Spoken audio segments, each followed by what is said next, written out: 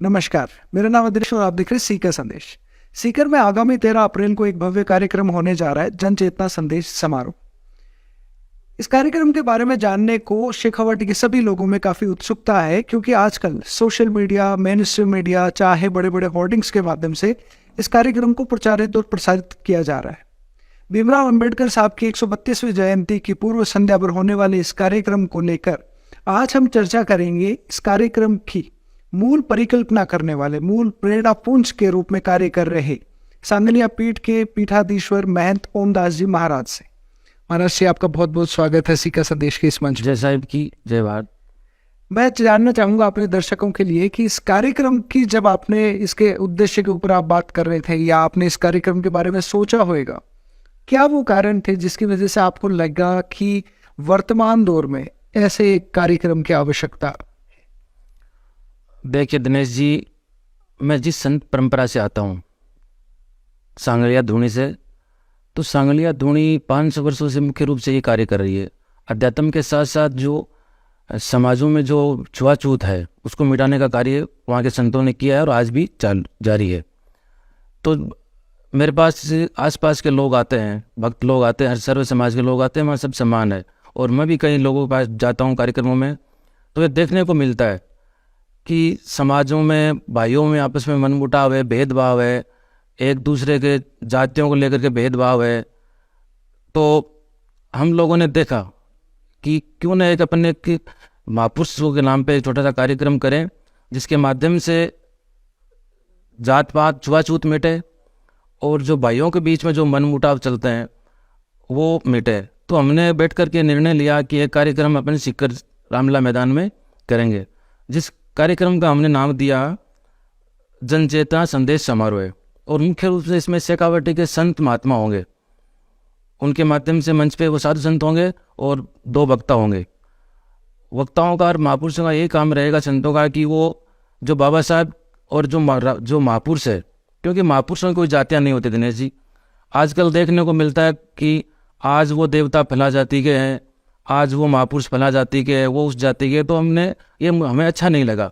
तो एक मन में एक पीड़ा थी काफ़ी दिनों से कि अपने बाबा साहब की जयंती पर एक कार्यक्रम करेंगे, जिसका मुख्य मूल भाव ये रहेगा कि महापुरुषों का और मुख्यतः डॉक्टर बाबा साहब का जो इस देश के लिए, इस राष्ट्र के लिए और हर वर्ग के क्षेत्र, हर वर्ग के वर्ग में जो बाबा साहब ने जो काम किया है, जो वर्ग हित के लिए काम किया है, उनकी जो महत्वपूर्ण भूमिका रही है।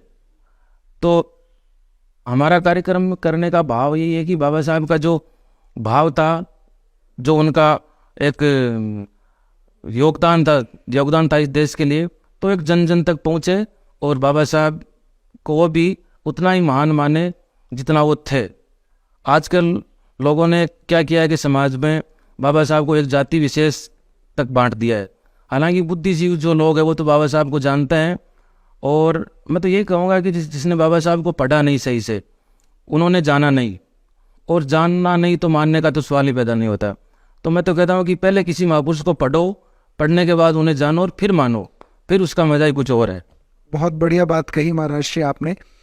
आज जो समाज में समस्याएं हैं, जो आपस में मनमुटाव है या इस तरह की जो चीज़ें जिनको लेकर आप चिंतित रहे हैं, क्या आपको लगता है कि इन सब के पीछे राजनीति एक बड़ा कारण रही है? क्योंकि जो महापुरुष हो, चाहे बाबा साहब हो, इन्होंने छुआछूत को या समाज में जो कुरीतियां है उनको हटाने पे हमेशा से जोर दिया है। संविधान के माध्यम से भी इन्होंने उसे छुआछूत या इस तरह की समस्याओं को दूर करने का प्रयास किया है। तो फिर वर्तमान समय में भी संविधान लागू होने के इतने सालों बाद भी अगर समाज में इस तरह की स्थितियां देखकर एक संत का मन विचलित अगर होता है, तो फिर क्या आपको लगता है इसका कारण कहीं राजनीति है? बिल्कुल, मैं आपको कहूँगा दिनेश जी कि ये जो संदेश हम जो देना चाह रहे हैं, ये आज के 80 साल 90 साल पहले जाना चाहिए था।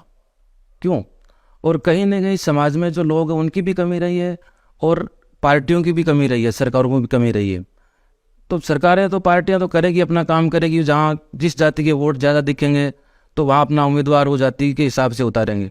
लेकिन समझना हमें है कि हम महापुरुषों को तो कम से कम राजनीतिक तौर पर नहीं बांटे।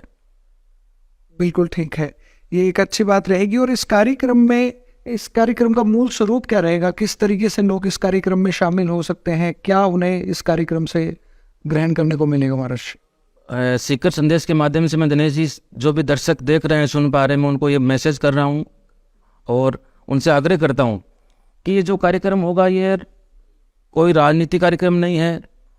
ये सिर्फ जो जातियाँ हैं, जो भेदभाव है और जो वंचित वर्ग है, वंचित वर्ग तो गरीब तो किसी भी जाति का हो सकता है, बिल्कुल, क्योंकि गरीब की कोई जाति नहीं होती।